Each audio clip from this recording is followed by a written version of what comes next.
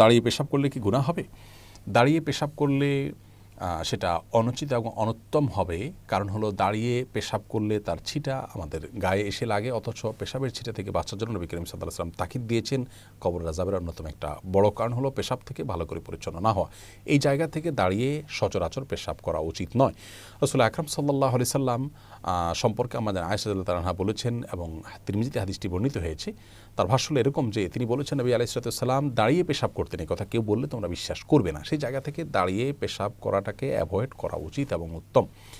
তবে সৌদি আরবের উলামায়ে কেরাম বিন বাজ, ইবনে উসাইমিন রাহিমাহুল্লাহ সহ অনেক উলামায়ে কেরাম বলে থাকেন যে কেউ চাইলে দাঁড়িয়ে পেশাব করতে পারেন। বিশেষ করে পেশাবের ছিটা ইত্যাদি আসবে, নাপাক হয়ে যাবে, তার কাপড় শরীর লেগে যাবে, এরকম আশঙ্কা যদি না থাকে তাহলে সে অবস্থায় দাঁড়িয়ে পেশাব করাতে অসুবিধা নাই তারা মনে করেন। তার কারণ হলো বুখারীর একটি হাদিস রয়েছে, যে হাদিসে নবী করিম সাল্লাল্লাহু আলাইহি ওয়াসাল্লাম কোন একটা ময়লাযুক্ত এলাকাতে যেখানে বসার পরিবেশ ছিল না সেখানে দাঁড়িয়ে তিনি পেশাব করেছেন। এই হাদিসটাকে তারা ব্যাপক অর্থে নিয়ে থাকেন, কিন্তু প্রথম মতটি অধিকতর বিশুদ্ধ এবং দলিল থেকে আপনার দলিল সমৃদ্ধ বলে আমাদের কাছে মনে হয়। অতএব সচরাচর এবং সাধারণ অবস্থাতে দাঁড়িয়ে পেশাব না করে বসে পড়াই উচিত।